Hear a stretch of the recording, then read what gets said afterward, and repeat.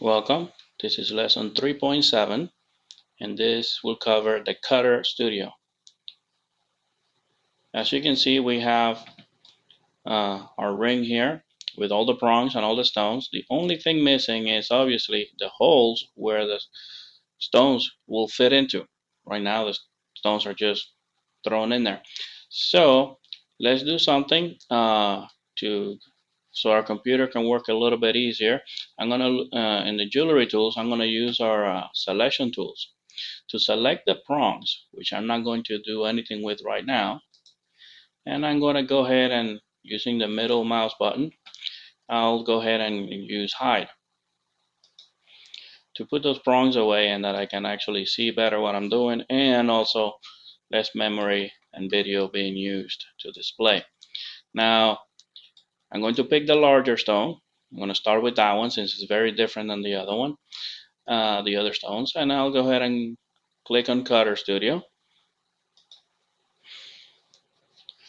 Take a few seconds to open up, and here it is. Let me go back to our four views here and select the stone. Now after I select the stones, it places a cutter inside there. Right now we can't see it because the original configuration is very small, but we can see it right here right now. See this square piece here and kind of square piece in here? That's the cutter. Now we have to decide over here how we want to configure it. So maybe over here I can put like 300 to make that stick out up there. And instead of 50% of the stone, I want that to be actually 100% of the stone.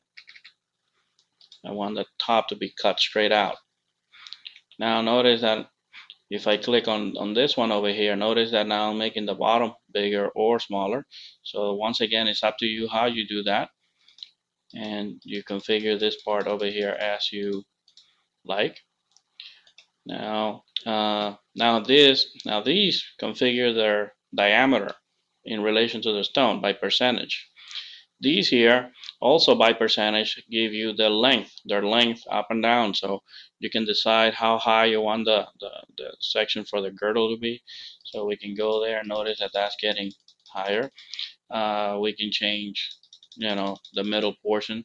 Now we can change the lower, make it go down this way, maybe create a seat about there, and then we can come in here and change this over here to go back in, and now we can make this much longer. Probably gonna need probably about 400 there to come out the bottom of the stone. Now, as you know, now that I kind of more or less see what I've done here, let me look at it in perspective.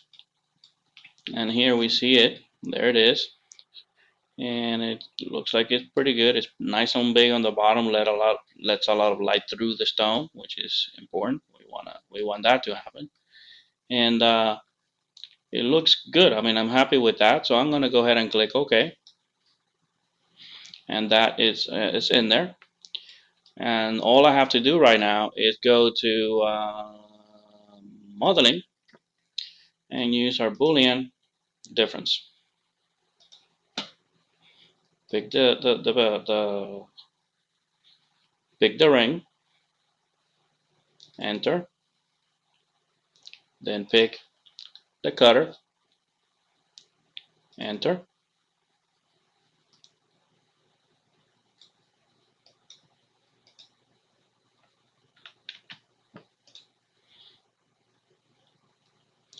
Now we go to modeling, then we go to Boolean difference.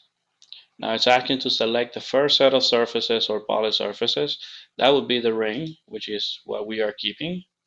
We hit enter, and then it's asking to select the second set, which is the cutter. We hit enter, and if we put the stone away now, if we hide it, we can see that the cutter did its job. We now have a very nice opening and seat for our stone in there, ready to go.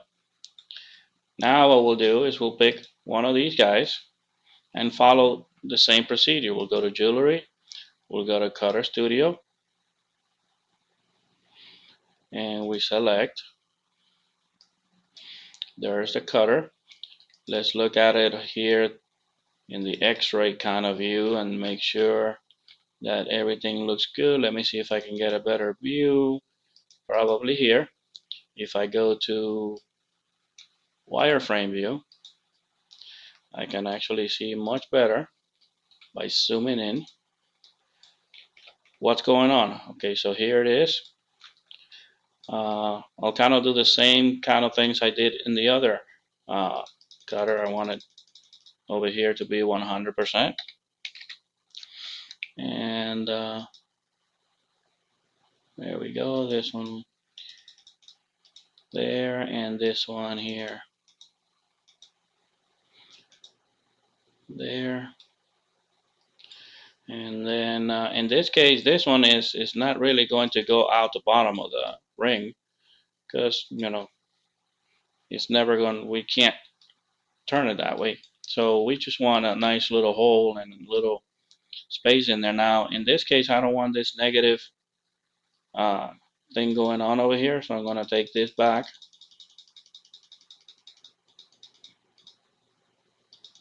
Not that small. And I'm also going to make that kind of short over here, just to the stone. I don't want too deep of a hole to collect dirt in there. So there's our cutter. And now I want that cutter. Let me go back to rendered. Now that we have that cutter there, we need to repeat that cutter for all these stones. So we'll go ahead and click similar. They're all added, and we can click OK. And very simple, guys. All we have to do now is maybe put in this angle. I'm going to go to modeling. We're going to go to Boolean difference. This one, enter. All these guys, enter.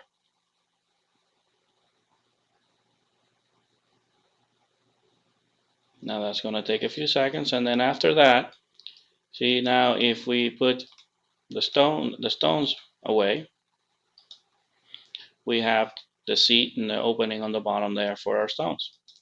So very simple, guys. We can bring everything back now, and here's our ring, all set and all nice.